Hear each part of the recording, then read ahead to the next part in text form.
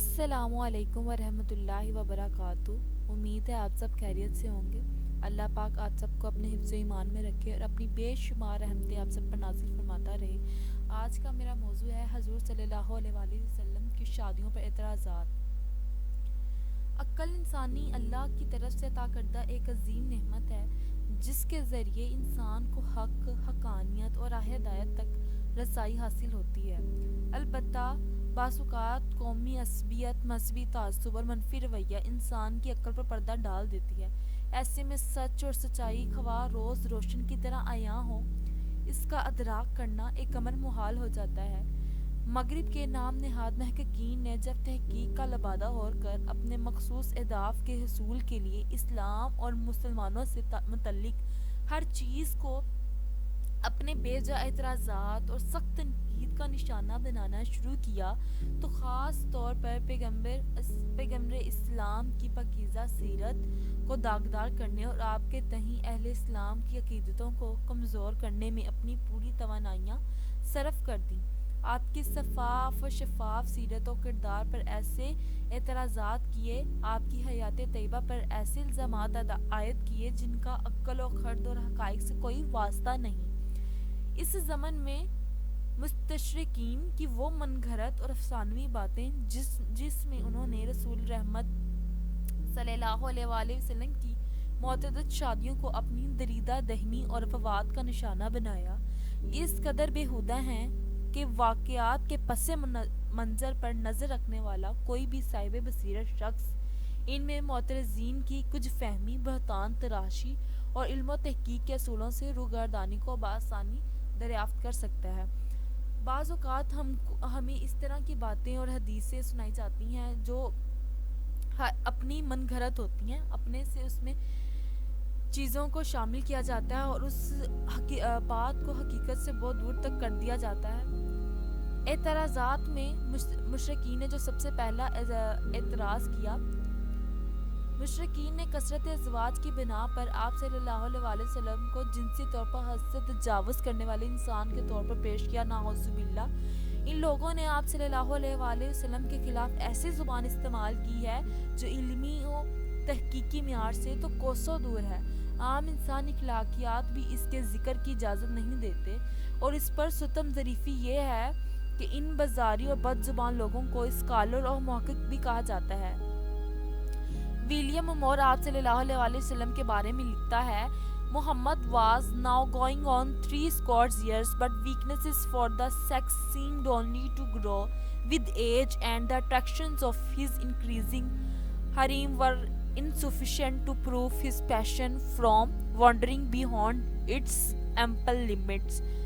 جس کا ترجمہ کچھ یوں ہے، اب محمد صلی اللہ علیہ وآلہ وسلم کی عمر 60 سال کے قریب تھی، لیکن جنس مخالف کی طرف میلان کی کمزوری میں عمر بڑھنے کے ساتھ ساتھ اضافہ ہو رہا تھا۔ آپ کے بڑھتے ہوئے حرم کی کشش آپ کو اپنی وسیع حدود سے تجاوز سے روکنے کے لیے کافی نہ تھی، نعوذ باللہ۔ اس طرح کی باتیں کی جا رہی تھی۔ مشرقہ کیرن آرمسٹرانگ نے اپنی کتاب محمد میں بڑی عیاری کے ساتھ افسانوی انداز میں یہ باور کرانے کی کوشش کی ہے کہ ایک مرتبہ رسول اللہ صلی اللہ علیہ وآلہ وسلم کی نظر حضرت زینب بنت حجش پر پڑی۔ اس کی حسن و خوبصورتی کی وجہ سے آپ اس کی محبت میں گرفتار ہو گئے، نعوذ باللہ۔ پھر جلد ہی حضرت زید رضی اللہ عنہا اور حضرت زینب رضی اللہ عنہا کے درمیان طلاق ہو گئی۔ حضرت ام سلمہ سے شادی کے حوالے سے کہ جب آپ صلی اللہ علیہ وآلہ وسلم نے انہیں پیام بھیجا تو ام سلمہ نے معذرت کی اور اس کے 3 اسباب بیان کیے۔ نمبر 1 معمر ہوں، نمبر 2 یتیم بچوں کی ماں ہوں، نمبر 3 میرے جذبات میں رقابت ہے۔ اس پر کیرن آرمسٹرانگ لکھتی ہیں، محمد smiled, he had a smile of great sweetness which almost everybody found disarming۔ جس کا ترجمہ کچھ یوں ہے، آن حضرت صلی اللہ علیہ وآلہ وسلم یہ بات سن کر مسکرا دیے، وہی عظیم میٹھی مسکراہٹ جو ہر کسی کو پسپا کر دیتی تھی۔ تحقیقی جائزہ لیتے ہیں ان باتوں کا۔ حاسدین اسلام نے تعصب اور رسول اللہ سے بغض و عداوت کی وجہ سے آپ کی پاکیزہ زندگی اور بے عیب کردار کو متہم کرنے کے لیے تعداد ازواج کو بہانہ بنا کر آپ صلی اللہ علیہ وسلم کی معصوم اور افت مآب ذات پر شہوت پرستی اور خواہش نفسانی کا غلبہ بیہودہ الزام لگانے کی کوشش کی ہے۔ آئیے ہم رسول اللہ صلی اللہ علیہ وسلم کی زندگی کو اہل عقل و انصاف کی عدالت میں پیش کرتے ہیں۔ شادی کے لحاظ سے نبی کریم صلی اللہ علیہ وسلم کی زندگی کے 4 مرحلے ہیں۔ پہلا، ولادت سے 25 سال تک کا عرصہ جس میں آپ نے کوئی شادی نہیں کی۔ دوسرا، 25 سال سے 55 سال تک کا عرصہ جس میں کبھی 2 بیویاں آپ کے نکاح میں جمع نہیں ہوئیں۔ تیسرا، 55 سے 60 سال تک کا مختصر عرصہ ہے جس میں معتدل شادیاں ہوئیں۔ چوتھا، 60 سے 63 سال کی عمر میں آپ کی وفات تک کا زمانہ ہے جس میں آپ نے کوئی نکاح نہیں فرمایا۔ آپ صلی اللہ علیہ وسلم کی حیات طیبہ میں تعداد ازواج کی مدت بہت مختصر ہے۔ اسی بنیاد بنا کر آپ کے اعلیٰ کردار پر کیچڑ اچھالنا حالات و واقعات کے پس منظر اور تاریخی حقائق سے ناواقفیت کی دلیل ہے۔ یہاں چند باتیں اچھی طرح سمجھنے کی ضرورت ہے۔ نمبر 1، اگر مطلق ایک سے زیادہ شادی کرنا شہوت پرستی اور خواہش نفسانی کی وجہ سے ہوتا ہے تو پھر یہ الزام صرف محمد عربی پر ہی کیوں؟ اس کی زد میں تو بہت سی وہ عظیم ہستیاں بھی آتی ہیں جو صرف اہل اسلام کے نزدیک نہیں بلکہ یہود و نصاری اور دیگر غیر مسلموں کے عقیدے کے مطابق بھی معزز و مکرم اور قابل احترام سمجھی جاتی ہیں۔ مثلا بائبل کے مطابق حضرت ابراہیم علیہ السلام کی 3 بیویاں تھیں، حضرت ہاجرہ، حضرت سارہ اور حضرت کتورہ۔ دوسرا، حضرت یعقوب کی 4 بیویاں تھیں، حضرت لیا، حضرت زلفا، حضرت راحیل اور بلہا۔ پانچواں، حضرت داؤد کی 9 بیویاں کا نام ملتا ہے اور حضرت سلمان کی 700 بیویوں اور 300 حرموں کا تذکرہ ملتا ہے۔ چھٹا، صحیح بخاری میں حضرت سلمان کی بیویوں کی تعداد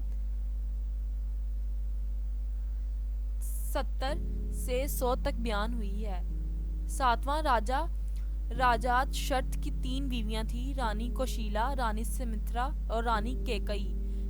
کرشن جی کی بہت سی گوپیوں کے علاوہ 18 بیویاں تھیں۔ اگر تعداد ازواج کی وجہ سے ان معزز اور تاریخی شخصیتوں پر اعتراض نہیں کیا جا سکتا تو پھر رسول اللہ صلی اللہ علیہ وسلم کی شادیوں پر کیوں؟ اگر کوئی پیغمبر اسلام کی شادیوں پر سوال کھڑے کرتا ہے تو از خود یہی اعتراض ان تمام شخصیتوں پر بھی ہوں گے۔ دوسرا، پھر یہ بھی انتہائی اہم بات ہے کہ عرب کے اس معاشرے میں بے حیائی اور شراب نوشی عام تھی۔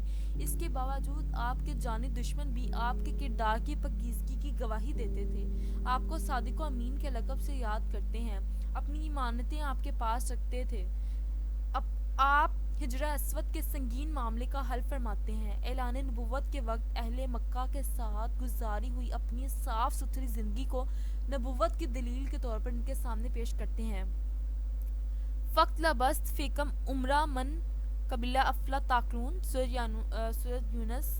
قریش مکہ نے آپ کی دعوت کو روکنے کے لیے طرح طرح کے الزامات لگائے، شاعر کہا، جادوگر کہا، مجنوں اور سحر زدہ قرار دیا، دولت اور سلطنت کے حصول کا خواہش مند بتلایا، لیکن آپ کے کسی دشمن نے بھی آپ کی پاکیزہ کردار پر انگلی نہیں اٹھائی۔ ظاہر ہے کہ اگر انہوں نے آپ صلی اللہ علیہ وسلم کی ذات میں شہوت پرستی، نفسانی خواہشات کا ادنا شائبہ بھی محسوس کیا ہوتا تو وہ ضرور اس پہلو سے آپ کی ذات کو طعن و تشنیع اور دشنام ترازی کا نشانہ بناتے۔ تیسرا، اگر آپ کی معتدل شادیاں شہوت اور جنسی جذبے کی تسکین کے لیے ہوتی تو جب قریش کے سرداروں نے آپ کو آپ کے پسند کی عرب کی کسی بھی خوبصورت ترین خاتون سے نکاح کی پیشکش کی تو آپ نے اسے کیوں ٹھکرا دیا؟ آپ نے روتے ہوئے یہ کیوں فرمایا، چچا جان خدا کی قسم اگر یہ لوگ میرے دائیں ہاتھ میں سورج اور بائیں ہاتھ میں چاند رکھ دیں تو بھی میں اس کام کو نہیں چھوڑ سکتا۔ حالانکہ ایک اچھا موقع تھا، قریش آپ کی ہر خواہش پوری کرنے کے لیے تیار تھے، لیکن آپ کی زندگی کے مقاصد عظیم تھے، آپ کا ہر عمل کسی بڑے مقصد اور عظیم مصلحت کے تحت انجام پاتا تھا جس کے سامنے معمولی دنیاوی اغراض مقاصد کی کوئی حیثیت نہیں۔ اس لیے ہم دیکھتے ہیں رسول اللہ صلی اللہ علیہ وصحبہ وسلم نے 25 سال تک کوئی شادی نہیں کی، جبکہ آپ ایک معزز خاندان کے خوبرو بہادر پرکشش نوجوان تھے۔ سردار آنے قریش آپ سے اپنی بیٹیوں کا نکاح کرنے میں فخر محسوس کرتے۔ سینکڑوں افراد ایسے تھے جو آپ کے ایک اشارے پر اپنا گھر بار، مال و متاع، اپنی جان بھی قربان کرنے کے لیے نہ صرف تیار بلکہ اسے اپنے لیے سعادت اور باعث فخر سمجھتے تھے۔ لیکن آپ نے کسی حسین ترین دوشیزہ یا عرب روسا کی شہزادی کو اپنی زوجیت کے لیے منتخب کرنے کے بجائے ایک ایسی معمر خاتون کو زوجیت کا شرف بخشا جو آپ سے 15 سال بڑی تھی۔ رسول اللہ صلی اللہ علیہ وسلم سے شادی کے وقت حضرت خدیجہ الکبریٰ کی عمر 40 سال تھی۔ اس سے پہلے وہ 2 شوہروں کی زوجیت میں رہ چکی تھیں۔ آپ صلی اللہ علیہ وسلم نے اپنی عمر کے 50 سال تک اسی خاتون کے ساتھ زندگی بسر کی۔ جب تک حضرت خدیجہ رضی اللہ عنہا حیات رہیں آپ نے کوئی دوسرا نکاح نہیں کیا۔ ایسی عظیم ہستی پر شہوت پرستی کا الزام انصاف کا خون نہیں تو اور کیا ہے۔ ام المومنین حضرت خدیجہ الکبریٰ کی وفات کے بعد شوال 10 نبوت میں رسول اللہ صلی اللہ علیہ وسلم نے بچیوں کی کفالت اور گھر کی دیکھ بھال کے لیے حضرت سودہ بنت زمعہ سے شادی کی، جو کہ 50 سال بوڑھی اور بیوہ اور بے سہارا خاتون تھیں۔ اسلام کی خاطر ان کی بڑی قربانیاں تھیں۔ آپ رضی اللہ عنہ کا سارا خاندان شرک پر قائم تھا، تو آپ رضی اللہ عنہ نے اپنے خاندان سکران بن عمرو بن عبدو کے ساتھ حبشہ کی طرف ہجرت فرمائی۔ پھر شوہر کا بھی انتقال ہو گیا تو رسول اللہ صلی اللہ علیہ وسلم نے آپ کی دل جوئی اور مشکلات و مصائب کو ہلکا کرنے کے لیے آپ سے نکاح فرمایا۔ 55 سے 60 سال کا مختصر عرصہ جس میں آپ نے معتدل نکاح فرمائے، تحریکی طور پر یہ شادیاں زواج کی تعداد کو 4 تک محدود کرنے والی آیت کے نزول سے پہلے ہوں۔ مفسرین کے مطابق آیت فَانكِحُوا طَابَ لَكُم مِّنَ النِّسَاءِ لاخر کا نزول 8 ہجری میں ہوا، جس کے بعد آپ نے کوئی نکاح نہیں فرمایا۔ ام المومنین حضرت عائشہ صدیقہ رضی اللہ عنہا، حضرت حفصہ رضی اللہ عنہا، حضرت ام سلمہ رضی اللہ عنہا اور حضرت زینب رضی اللہ عنہا ان کے 4 کے سوا دیگر ازواج مطہرات سے عملی طور پر کنارہ کشی اختیار فرما لی۔ پھر حقیقت یہ ہے ان شادیوں کے پس پردہ ایسے بے شمار دینی، دنیاوی، معاشرتی، سماجی اور تبلیغی مصلحتیں اور اغراض و مقاصد تھے کہ حق تعالیٰ نے خود ہی وحی کے ذریعے ان رشتوں کو قائم کرنے کا حکم فرمایا۔ رسول اللہ صلی اللہ علیہ وسلم کا ارشاد ہے، جس کا ترجمہ کچھ یوں ہے: میں نے کسی خاتون سے نکاح نہیں کیا اور نہ اپنی بیٹیوں سے کسی کا نکاح کیا مگر اس وحی کی بنیاد پر جسے جبرائیل امین میرے رب کی طرف سے لے کر آئے ہیں۔ یعنی کہ کوئی بھی نکاح اللہ کی مرضی کے بغیر نہیں ہوا۔ ان عظیم مقاصد کو اجملہ ذکر کیا جاتا ہے جو آپ کے مختلف رشتہ ازواج میں نمایاں ہیں۔ پیر کرم شاہ ظاہری نے اپنی کتاب ضیاء النبی جلد 17 میں ان مقاصد پر تفصیلی روشنی ڈالی ہے۔ یہ اس قدر واضح ہیں کہ خود اعتراض کرنے والوں نے بھی ان کا برملا اعتراف کیا ہے۔ اسلام کی خاطر بڑی قربانیاں پیش کرنے والے حضرت ابوبکر صدیق رضی اللہ عنہ اور حضرت عمر فاروق رضی اللہ عنہ کی صاحبزادیوں حضرت عائشہ صدیقہ رضی اللہ عنہا اور سیدہ حفصہ کو زوجیت کا شرف بخشا تاکہ معاشرتی طور پر ان کے والدین کے احسان شناسی اور عزت افزائی کا اعتراف و اظہار ہو سکے۔ پھر رسول اللہ صلی اللہ علیہ وسلم کو ایسی خواتین کی ضرورت تھی جو دیگر صحابیات کو اسلام کی تعلیمات، عورتوں کو ان کے مخصوص مسائل کی تعلیم دے سکیں، جنہیں وہ فطری شرم و حیا کی وجہ سے رسول اللہ صلی اللہ علیہ وسلم سے نہ پوچھ سکتی ہیں۔ اس لیے ہم دیکھتے ہیں کہ تمام ازواج محترات بالخصوص حضرت عائشہ صدیقہ رضی اللہ عنہا نے پوری زندگی اس فریضہ کو بحسن خوبی انجام دیا، حتیٰ کہ رسول اللہ صلی اللہ علیہ وسلم نے ارشاد فرمایا، جس کا ترجمہ یوں ہے: تم اپنا نصف دین اس حمیرہ عائشہ سے سیکھو۔ حضرت جویریہ رضی اللہ عنہا سے رسول اللہ کی نکاح کی وجہ سے صحابہ کرام نے بنو مطلق کے ہزاروں قیدیوں کو آزاد کر دیا، جس کے باعث ان میں اسلام کے تئیں نرم گوشہ پیدا ہوا اور بالآخر 7 ہجری میں پورا قبیلہ بنو خزاع قریش سے کٹ کر مسلمانوں کا حلیف بن گیا۔ اسلام اور مسلمانوں کے سخت کٹر دشمن اب ان کے جانثار دوست بن گئے۔ یہود اسلام اور مسلمانوں کے شدید دشمن تھے۔ غزوہ خیبر کے موقع پر یہودیوں کی سردار حیی بن اخطب کی بیٹی حضرت صفیہ رضی اللہ عنہا قیدی بنا کر لائی گئیں۔ رسول اللہ صلی اللہ علیہ وسلم نے انہیں آزاد کر کے اپنی زوجیت میں لے لیا۔ یہود کی مقامی روایت کے مطابق داماد کے خلاف لڑائی کو برا سمجھا جاتا تھا۔ اس نکاح کے باعث یہود نے مسلمانوں کے خلاف کوئی لشکر کشی نہیں کی۔